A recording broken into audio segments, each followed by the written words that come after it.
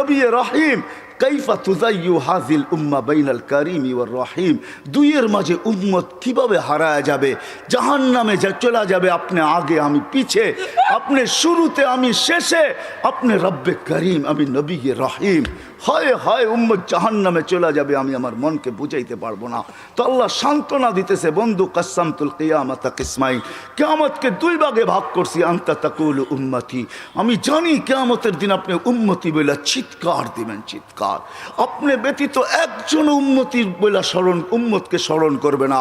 আরো 12 জন, 312 জন রসুল আছে, 1.25 লক্ষ নবী আছে, কেউ উম্মতকে স্মরণ করবে না। আরে উম্মত তো দূরের কথা, আল্লাহ রসুল চিত্র তুলে ধরতেছেন আমাদের সামনে। আম্মা জান জিজ্ঞাসা করছে কিয়ামতের মাঠ কিরম কঠিন হবে, আয়েশা রাদিয়াল্লাহু তাআলা আনহা। তো আল্লাহ রসুল বলছে ইয়াউমুন আসির, বড় কঠিন হবে আয়েশা। বলে ইয়া রাসূলুল্লাহ, কঠিন বলতে কি বুঝান? তো বলছে আয়েশা শোন, কান্নি আনজুরু মুসা মুতালাফফিফুন বিউমুদিল আরশ, আমি মুসা কালিমুল্লাহকে দেখতেছি আরশের খুঁটি ধরে চিৎকার দিতেছে আর বলতেছে রব্বি লা আসআলুকা লিয়াউমা উম্মি, আজকে মাকে চাই না, ওয়ালা আসআলুকা উখতি, আমার বোনকে চাই না, আসআলুকা নাফসি, তুই আমাকে বাঁচা। বলছে আয়েশা এর চেয়ে কঠিন চিত্র শুনতে চাস? বলে ইয়া রাসূলুল্লাহ শুনান। বলে ওয়াজি আবি জাহান্নাম, জাহান্নামকে যখন নিয়ে আসা হবে 70,000 শিকল লাগানো হবে, প্রত্যেকটা আংটার ভিতরে 70,000 ফেরেশতা ধরবে, তারপরও জাহান্নাম সবার হাতের থেকে ছুটবে আর কিয়ামতের মাঠের দিকে দৌড়াইতে থাকবে আর হুঙ্কার দিতে থাকবে। জিবরিল আল্লাহর ডান পাশে থাকবে, দুজককে আসতে দেখা আর হুঙ্কার দিতে দেখা, সবার হাতের থেকে ছুটা যেতে দেখা জিবরিল চিৎকার দিবে আর জমিনে বসা পড়বে, রব্বি সাল্লিম সাল্লিম, রব আমাকে বাঁচা, আমাকে বাঁচা। ওই দিন শুধু একা আপনার নবী, তোমার নবী চিৎকার দিবে উম্মতি উম্মতি।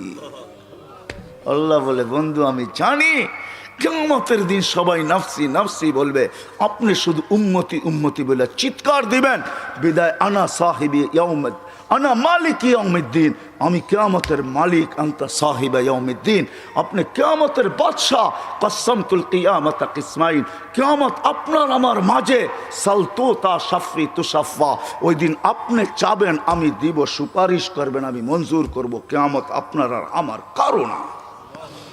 তারপরে বলছে লা ইউখজিকা ফি উম্মতি, আপনার উম্মতের ব্যাপারে আমি আপনাকে লজ্জিত করব না। ওয়ালা ইয়াসুউক, আপনার দিলে আমি ব্যথা দিব না। বন্ধু শুধু এইখানেই শেষ না, ও কুমিরা গাবো, শুধু কিয়ামতের মাঠে আরো সে যায় আমাদেরকে চান নাই, যেদিন দুনিয়ার থেকে বিদায় নিতেছেন, বিদায় লগ্নে এখনই চলে যাবেন, মালাকুল মউত অপেক্ষায় দাঁড়ানো আছে। জিবরিল আলাইহিস সালাম আয়েশা খবর দিতেছে আল্লাহ আপনার অপেক্ষায় আছে, আপনি মালাকুল মউতকে কেন হাত রাখতে দেন না? আল্লাহ আপনার অপেক্ষায় আছে। ইলা রফিকিল আলা, আপনি কি আল্লাহর কাছে যাবেন না? কিন্তু চোখে ছিল পানি। এমন না যে ফ্যামিলির জন্য, এমন না যে হাসানের জন্য, এমন না যে হুসাইনের জন্য, এমন না যে আলী আর ফাতেমার জন্য, 9 ফ্যামিলি ক্ষুধার্ত ছিল, নিজেও ক্ষুধার্ত অবস্থায় দুনিয়ার থেকে যাইতেছেন। 1 বেলা না 2 বেলা না, কয়েক বেলার ক্ষুধার্ত ছিলেন। দুনিয়ার থেকে যখন যাইতেছেন পরিবারগুলো এতটুকু ক্ষুধার্ত ছিল। আম্মা জান আয়েশা রাদিয়াল্লাহু তাআলা আনহা বলেন বাতি জ্বালানোর মতো তেল আমাদের কাছে ছিল না, যদি তেল থাকতো তো খিদা নিবারণ করার জন্য ওই দিন তেল পান করে নিতাম, এত খিদার তাড়না ছিল। ওই নবী দুনিয়ার থেকে চলে যেতেছেন, ফ্যামিলির জন্য চোখে পানি না। মালাকুল জিবরিল জিজ্ঞাসা করছে চোখে পানি কেন? বলছে ফামান লিবাদিলি উম্মতি, আমার পরে আমার উম্মতকে কে বুকে রাখবে, কে রাখবে? আল্লাহ জবাব পাঠাইছে বন্ধু লা আতরুকু উম্মাতাকা ফারদা ওয়ালা আতরুকু উম্মাতাকা ওয়াহদা, আপনার উম্মতকে আমি একা ছাড়বো না, আমি আসি, আপনি আসেন আসেন আসেন। তখন বলছে জিবরিল মালাকুল মউত ইদান ইলা রফিকিল আলা, হাত রাখো আমি আল্লাহর কাছে যাইতে চাই। ও এইখানেই তো শেষ না, শুধু কিয়ামতের মাঠে চিৎকার দিবে না। জানি না আপনাদের দিল আছে কি নাই, এটা আমার জানা নাই।